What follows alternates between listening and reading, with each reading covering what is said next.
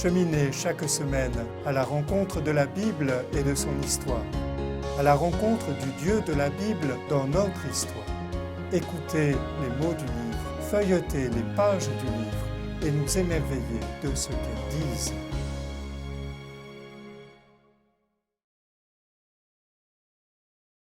Les évangélistes, et notamment saint Matthieu, nous révèlent que Jésus aimait le langage imagé.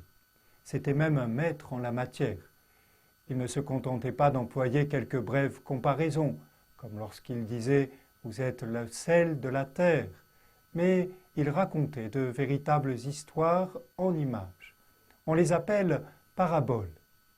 Celles-ci, beaucoup plus que n'importe quel discours savant, lui permettait de faire comprendre à ses auditeurs et à ses disciples ce qu'il en était du royaume de Dieu. Grâce à elles, il lui était plus aisé de convaincre son auditoire de la vérité et de l'importance de son évangile. Jésus empruntait ces images au monde quotidien connu de tous.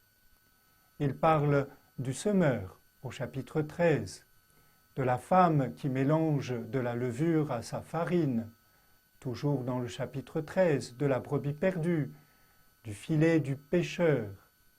C'est pourquoi les paraboles n'avaient pas besoin de longues explications. Chacun les comprenait car elles portaient sur la vie ordinaire, la cuisson du pain, le poisson, etc. Presque toutes les paraboles ont le même plan.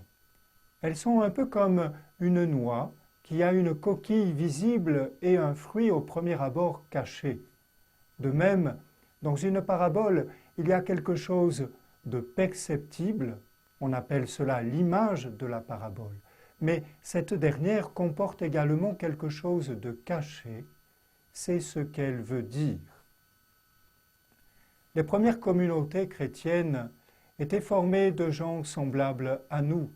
Leur foi était parfois grande et parfois faible. Les évangélistes rapportaient les histoires de Jésus de façon à fournir à leur communauté encouragement et avertissement.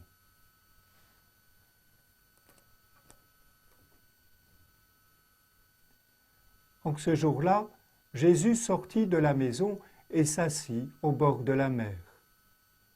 De grandes foules se rassemblèrent auprès de lui, si bien qu'il monte dans une barque où il s'assit. Il leur dit beaucoup de choses en paraboles. Dans l'Évangile selon saint Matthieu, au chapitre 13.